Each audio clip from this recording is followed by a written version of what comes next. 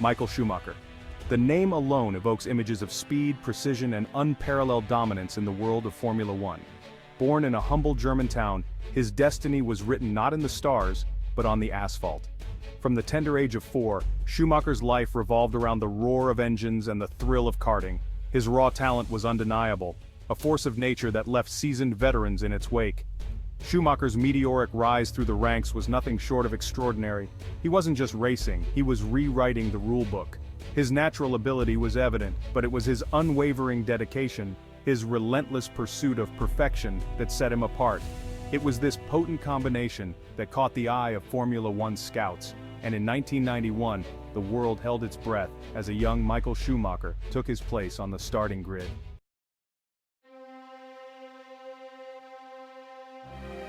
The 1991 Belgian Grand Prix was a sign of things to come, a glimpse into the future of Formula One. While Schumacher's debut ended prematurely with a mechanical issue, he had already made his mark. The paddock was buzzing with talk of this fearless newcomer, his name on the lips of every team principal and pundit. His performance was a beacon, a signal to the world that a new era of racing was dawning. Among those who recognized Schumacher's prodigious talent was Flavio Briatore, the shrewd manager of the Benetton Formula One team. Briatore, known for his keen eye for talent and his ruthless ambition, wasted no time in securing Schumacher's services for the following season.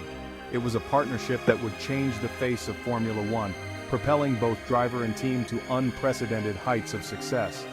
The 1992 season saw Schumacher blossom.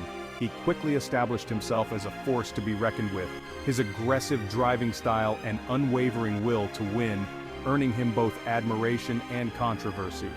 A year later, in 1994, Schumacher clinched his first Formula One World Championship title, ending a 21-year drought for the Benetton team. He was just 25 years old, the youngest champion the sport had ever seen. The world celebrated the arrival of a new king, a driver who seemed destined to rewrite the record books. The world of motorsport is a fiercely competitive arena, a proving ground for the bravest and most skilled drivers. For Michael Schumacher, the stars aligned in 1991, presenting him with an opportunity that would change his life forever. Schumacher, a virtual unknown, was called upon as a last-minute replacement for Bertrand Gachot. Schumacher's debut was nothing short of sensational. He qualified an astonishing 7th on the grid, outpacing his more experienced teammate. A clutch failure ended his race early, but the damage was done. Schumacher had announced his arrival on the world stage, leaving an indelible mark. The 1994 Formula One season was pivotal for Michael Schumacher and the Benetton team. After a promising 1993 season, expectations were high. The Benetton B194, designed by Rory Byrne, was a formidable machine. The stage was set for a thrilling season. Schumacher started strong, winning in Brazil and Japan. He followed with another victory in San Marino. Damon Hill emerged as Schumacher's main rival. The rivalry intensified as the season progressed. The championship battle went down to the wire in Adelaide. The tension was palpable as the drivers lined up on the grid. The 1994 Australian Grand Prix remains one of the most controversial races in Formula One history. On lap 35, Schumacher and Hill collided. Schumacher's car hit the wall, while Hill's Williams sustained damage. The incident sparked immediate controversy. Despite the collision, Schumacher was crowned world champion.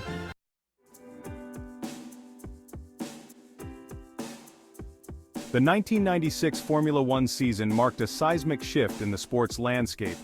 Michael Schumacher, the reigning two-time world champion, made the momentous decision to leave Benetton and join Scuderia Ferrari, the most iconic and glamorous team in Formula One history. It was a move that sent shockwaves through the paddock and ignited the imaginations of fans worldwide. Ferrari, despite its legendary status, had fallen on hard times. The once dominant team had not won a driver's championship since 1979, and its cars had become synonymous with unreliability and underperformance. Schumacher's arrival was seen as a gamble, a high-stakes wager on his ability to revive the sleeping giant. He was joining a team steeped in history and tradition, but also burdened by the weight of expectation. Schumacher, however, was undeterred by the challenge. He embraced the history and passion of Ferrari, immersing himself in the team's culture and forming a close bond with its devoted fans, the Tifosi. He knew that rebuilding Ferrari into a championship-winning team would be a monumental task, but he was determined to succeed.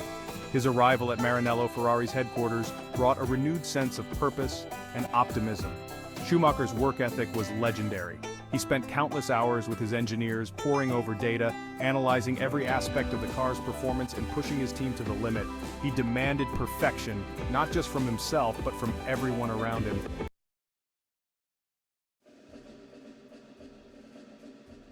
Section 2. The Prancing Horse Reborn. The early years of Schumacher's Ferrari tenure were marked by both progress and frustration. The 1996 season was a rebuilding year, with Schumacher taking 3 victories and finishing third in the championship standings. The Ferrari F310, while showing flashes of brilliance, was not yet a consistent race winner. However, the seeds of future success were being sown. Schumacher's influence on the team was evident. He brought with him a winning mentality, a relentless pursuit of excellence, and a work ethic that inspired those around him. Under his leadership, Ferrari began to transform. The team became more organized, more disciplined, and more focused on winning. The 1997 season saw Ferrari make significant strides. The F310B, an evolution of the previous year's car, was more competitive, and Schumacher emerged as a genuine championship contender. He engaged in a thrilling battle with Jacques Villeneuve, driving for Williams, with the championship going down to the wire. However, the season ended in controversy. At the European Grand Prix at Jerez, Schumacher and Villeneuve collided while battling for the lead. Schumacher's car was damaged, forcing him to retire, while Villeneuve went on to finish third and clinch the championship. The incident, which many believe Schumacher deliberately caused, led to his disqualification from the championship. The year 2000 marked the beginning of an era of dominance. Schumacher won his third world championship, his first with Ferrari.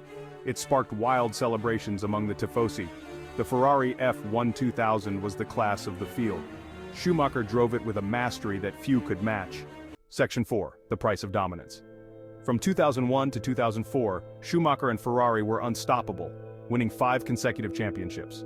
Schumacher rewrote the record books, surpassing Alain Prost's record of 51 race victories. However, his aggressive style earned him critics. The 2002 Austrian Grand Prix was a case in point. Barrichello was ordered to let Schumacher pass, sparking outrage. Despite controversies, Schumacher's greatness was undeniable. His legacy as one of the all-time greats was secure. The 1999 British Grand Prix at Silverstone was shaping up to be another dominant display by Michael Schumacher. On lap 48, Schumacher's Ferrari suffered a brake failure, sending him into a tire barrier. The impact left Schumacher with a broken leg, forcing him out of the championship race. For Schumacher, it was a cruel twist of fate, ending his fight for a third world championship title. The incident sent shockwaves through the motorsport world, with fans and rivals expressing concern. Despite his injuries, Schumacher's determination shone through as he embarked on a grueling rehabilitation program.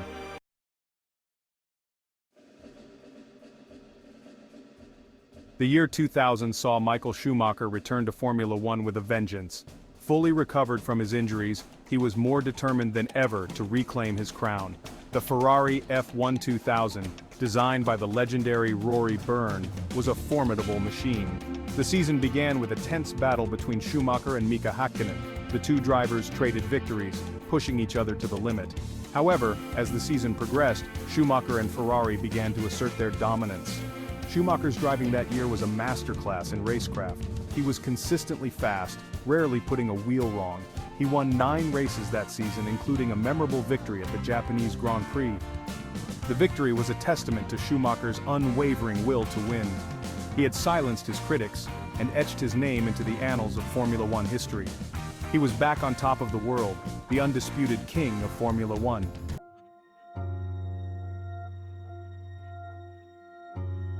Michael Schumacher announced his retirement from Formula One at the end of the 2006 season. He left the sport on a high, with 7 world championships. The racing world mourned the departure of a true icon. However, the competitive fire still burned within Schumacher. In 2010, he made a sensational return with Mercedes. The comeback was met with excitement and skepticism. Could Schumacher at 41 still compete at the highest level? Schumacher's return was not without its challenges. The Mercedes car was not yet a match for the dominant Red Bulls and Ferraris. Schumacher struggled to win a race during his 3-year stint. He secured a podium finish at the 2012 European Grand Prix. In 2012, Schumacher announced his final retirement. His comeback showed his enduring love for the sport. He left Formula One as a legend, inspiring a generation. His departure marked the end of an era. Formula One lost one of its most iconic figures, synonymous with speed and skill. Schumacher's final race in Brazil in 2012 marked the end of an era. In December 2013, tragedy struck while skiing in the French Alps. Schumacher suffered severe head injuries in a horrific accident. The man who had seemed invincible was now fighting for his life. The outpouring of support from fans and the motorsport community was overwhelming. Schumacher's accident served as a poignant reminder of life's fragility.